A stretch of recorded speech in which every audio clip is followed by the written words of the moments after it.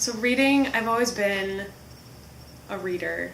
It's been a definitely hugely formative part of my life. And I think it was two or 3 years ago, I think it was my sophomore year of college, I read The Book Thief, and that is one of my very favorite books. And the first time I read it, I did not put it down for, I think, the last 100 pages. And I finished it at 3 o'clock in the morning on Christmas morning because I just couldn't stop. And I was crying so hard that I thought I was going to wake my sister up, who was sleeping on the other side of the room, because I'm trying not to hold back the tears. I don't know if any of you have read it, but just the way that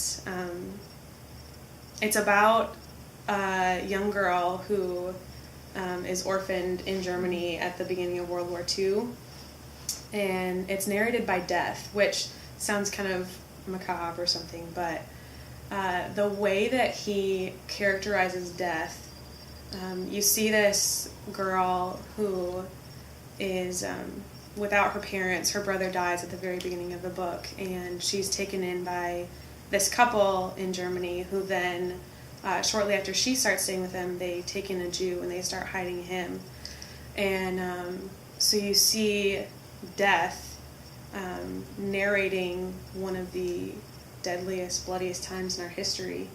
And the way that Death views what's going on is not so much that he's the perpetrator of the war, but that he's just kind of cleaning up after what human beings are doing to each other. And I had just never really thought about it that way. And so I got to the end of the book, and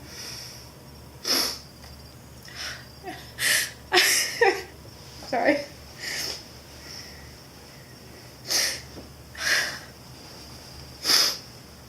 It just made me really realize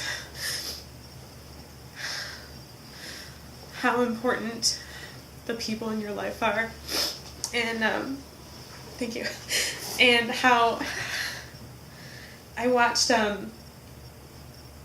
this documentary that was about the conflict in Israel and Palestine, and at the beginning of that, the man said, "We don't have time for anything but kindness." Or he said, "We don't have time for war," and then I've kind of taken that to mean we don't have time for anything but kindness. That if we really think about, we take for granted that tomorrow is going to be there because it always has. But if today is really all we're promised, we really don't have time to be anything but kind to each other. And that book, I'm kind of going to spoil it for you, if that's okay. Well, I guess I don't really have to spoil it, that it's just a lot of people die.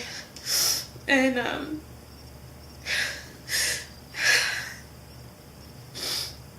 think we really take for granted what you're doing when you take someone's life. And so that book really wrecked me. That it just really made me want to care for people and want to preserve life and to work for peace and to work for beauty. And war is just a stupid waste of time. And I think that Markus Zusak is the author of the book.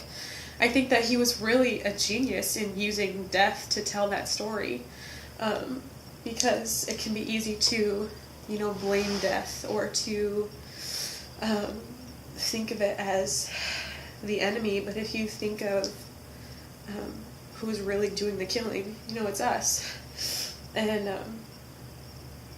so that book just, it made me really cherish my relationships and, like I said, want to be kinder to people. And I'm kind of shaking right now. I hope you can't see that.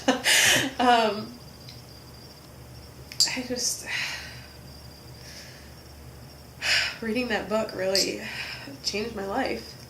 And I mean, in this time that I have off from school, in between undergrad and graduate school, I made an agreement with myself that I was only going to read fiction, because I think in fiction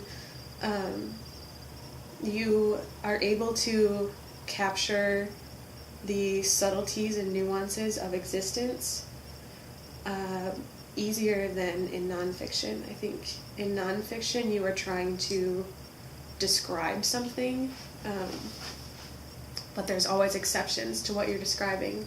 And when you tell a story, then that's all you're presenting. You're acknowledging that there are exceptions because you're just telling the one story, but in that you capture so much subtlety and nuance. And so I really, really believe in the power of books and of storytelling. You know, there are studies that reading makes you a more empathic person, and I'm a living testament of that. Like, all the books I've read, you know, up to and including The Book Thief, have made me into the person I am today. And then, you know, I definitely include the Bible, and like, it's the most beautiful story ever told.